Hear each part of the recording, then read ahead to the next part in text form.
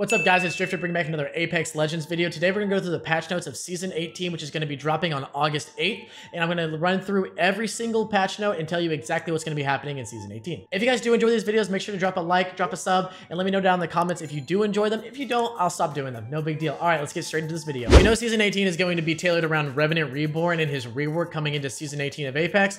But let's get a little bit deep dive into what the rework is going to look like. So his passive is going to be Assassin's Instinct, which is highlighting nearby visible enemies who are low on health. This is going to be a 40 HP low on health.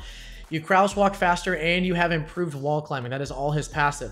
The tactical is now Shadow Bounce, which is a leap kind of like Vantage's leap that he has, or she has, where you unleash a powerful bounce forwards, hold to charge for further distances. And the hold ability actually is a little bit farther than what Pathfinder's ultimate pad actually has. So it's going to be kind of OP to be a tactical.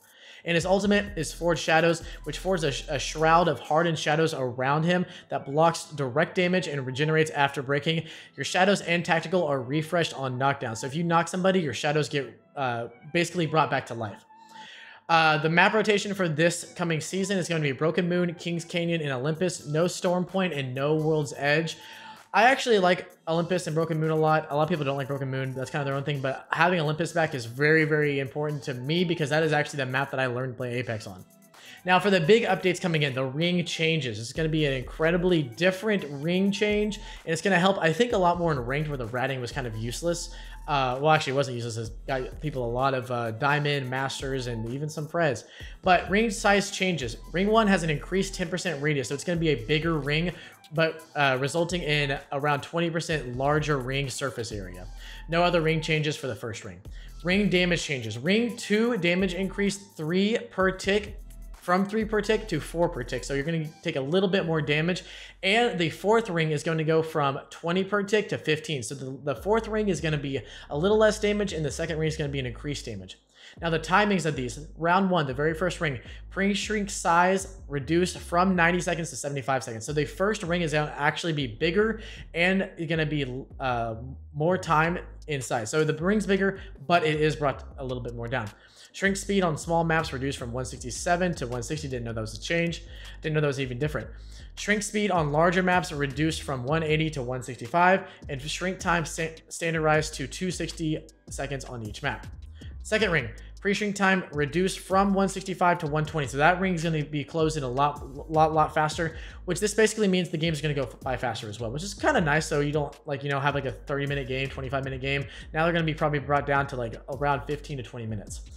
Shrink time increased by 25 seconds per map. Round 3, pre-shrink size time reduced from 135 to 90. Again, these are all times. These are all the timing changes. Round 4, kind of the same thing. And round 5, same as well. Maximum match length has been shortened. See, this is what I was talking about. Small maps, around 19 minutes. Now it was 21 minutes. Larger maps can be about 20 minutes where it was 22 and a half. Now, for the ranked system, this is going to be quite a controversy. A lot of people like the old rank system because they were hitting Masters, but it wasn't really... You weren't really Masters, right? There was almost 2 million people in this last season who hit Masters. That's not how it's supposed to be like. Number 1, LP table adjustment. LP gain overall has been reduced. So before you would get 200 LP when you won a game. Now it's going to be capped at 150 for your total placement bonus. And diamond cost adjustment. So what that means is anyone who is diamond, Masters, or Pred has a increased loss of LP per game. So what it's going to look like is a full table. You can kind of pause this video, go through it. Minimum LP loss is going to be 50 already instead of the 35 that it was last season. When you get place 13s, minus 30. Get 10th, you get 0 now instead of 20, and then go on and so forth. So like we said, Diamond is starting out at minus 75. So it's going to be quite a big loss of LP starting out. A small portion of LP bonus is exempted from bonus withholding due to mismatched MMR and LP. This value increased based on the player's MMR. What this basically means is the elimination bonus is exempted if you're in the wrong MMR. So like if you're like a Pred player and you're playing against gold and silver players, for some reason you don't get the elimination bonus that you would previously. Skill and rating bonuses have been dramatically reduced. Before I was playing with, sorry, there's a fly going on. One of my friends was getting a ton of skill and bonus rating because he wasn't at the same MMR as us. So that's going to be reduced drastically. He was getting like 300 sometimes. So I can see why that was kind of a problem. They did announce a elimination bonus was increased, but then they went back on this, and so they're not going to have the increase in elimination bonuses. For balance updates, armor change is kind of a big one too. To go from white to blue Evo, it was 150, now it's going to be at 200. So you have to deal 200 damage in order to get to your blue armor. Crafting rotation. Rampage and the R99 are out of the crafter. The Nemesis and Mozambique are now in the crafter. Double tap trigger and hammer point rounds removed from the rotation. Boosted loader and disruptor rounds are added to the rotation because the Peacekeeper and I believe the RE or one of them is going to be having disruptive rounds from now on. And the boosted loader is now back, and I'm pretty sure the Hemlock and the Wingman are going to have that on them as well. Care package weapon rotation. So the Hemlock is out of the care package and the Prowler is put into the care package. For the Hemlock, the ADS recoil is increased and the damage reduced from 22 or 222 from 23. It was pretty OP in the care package, but it was a care package weapon, so that kind of makes sense. Headshot multiplier is reduced to 1.75 and it was 1.8. So the damage is going down, but it's not a care package item anymore, so that makes sense. Prowler is going into the crafter, or the care package. Damage is increased to 16, was 15. Again, it's going into the care package, so it is going to get a little bit of a buff. And select fire option is enabled, but it's defaulted to fully auto or the burst. So now it's going to have a select fire option. It's going to be kind of ridiculous. It's going to be really fun to use. I'm excited to see how it was because I didn't play Apex whenever it was a select fire weapon. Gold weapons rotation for this season. Got the Hemlock, Peacekeeper, Alternator, Rampage, and Charge Rifle. We'll go over the Charge Rifle rework here in a second. Loot spawn changes. Blue and purple weapon attachment spawn rate has been reduced, so you're not going to find as many attachments for blue and purple. And blue and purple armor spawn rate also reduced by 30%. Now, for the Charge Rifle rework. New ballistics and projectile. It's not hit scan anymore. There is no pre-fire laser, so you don't get that little 6 bonus just by aiming on somebody. Projectiles have player pass-through, so you can actually collateral players, and it is 80% damage retained. So if I hit somebody in front for 100 damage, the person behind them, if they're directly behind them, will actually get hit for 80 as well, which is kind of nice. Projectiles gain damage with distance. So the farther you shoot somebody, the more damage you do. So like on this example, it says 50 meters, 75 damage.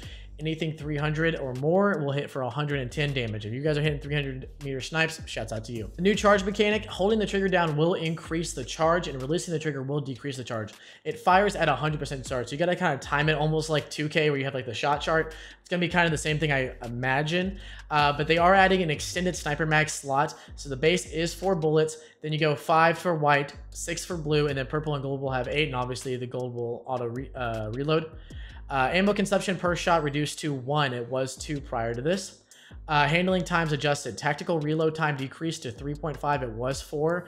And then empty reload time decreased to 4.6 and it was 5.1. So the reload speed is going to be a little bit faster. All SMGs, R9, Alternator, Car, and Volt are going to get a strafe speed nerf. It was 0.85 speed and now it's going to be 0.75. It's going to be kind of nice so people won't be able to just be side lasering you while ripping an R9. Headshot multiplier has been reduced to 1.25 from 1.5. This is because the SMG meta is kind of crazy right now. The R9 was insane last season, and the Prowler was insane this season. The R9 is getting its own nerf as well. Vertical recoil increased. Ammo capacity also reduced. So less ammo and more recoil on the R9. The Spitfire, they added a barrel stabilizer for this as for a slot for it to increase stability. ADS recoil is also improved, so they're kind of buffing the Spitfire right here. And the hipfire spread is slightly improved as well, so you're going to be able to use the Spitfire a little bit more accurately and more efficiently than you do with Friar. Mastiff, Blast Patterns Titan. So now you're not going to get 9, 6, 11. You may get a little bit more increase on those if you hit your shots. Hop-ups, like I said earlier, boosted loader, Hemlock, and Wingman. Reloading when near empty will speed up reloading and overload the next mag size. The Hemlock's overload ammo is 9, Wingman's is going to be 3. Disruptive rounds for the Alternator and Peacekeeper, there it is. Increased shield damage. The Alternator shield damage increased by 20% and the Peacekeeper shield damage per pellet increased by 25%. So I think the Peacekeeper is going to be very, very, very good coming into Season 18. Double Trap Trigger. The EVA 8 and G7 Scout removed from floor and crafting bundles. No double tap trigger this season is what it sounds like. Grenades. Frag grenades, outer radius increased to 350 units, was 320, and the inner radius increased to 125, was 96. So the frag's getting a little bit of a buff, and the thermite adjusted fire video graphics to better match damage area. Don't really know if that's going to help anybody, but there it is. Revenant has been reborn. We talked about this earlier about all his reborn stuff. He is getting updated to Skirmisher. He was an Assault character before, and we talked about his new abilities already. Ultimate cooldowns. It's going to be kind of a big one. All the legends are getting either nerfed or buffed by their ultimates. Bangalore getting nerfed. These are all going to be increases in cool times and cooldown times for their ultimate. I'm just going to go through them. Bangalore's plus 60 seconds. Catalyst plus 30. Gibby's minus 90, so he's getting a buff. Horizon's plus 30, so nerfed. Loba is getting a nerf on the ultimate, but ultimate accelerator grants 25% ult charge, which is up from the 20% prior. Mad Maggie is getting a nerf with plus 30 seconds, Pathfinder plus 60, and Wraith's getting a buff with her ultimate for minus 30 seconds. Tactical updates.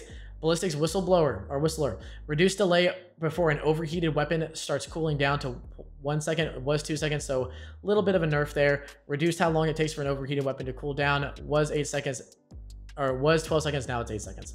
Loba's Burglar Best Friend, cooldown reduced to 25 seconds. And Sears Tactical is getting a little bit of a rework. Slow duration is going to be a huge nerf, actually. Slow duration reduced to 0.5 seconds, so you're not going to be slowed for 2.5 seconds like you used to. Silence duration from 10 seconds to 8 seconds. And firing speed of the Tactical from 0.9 seconds to 1.4. We'll see how that kind of adjusts here in the current meta.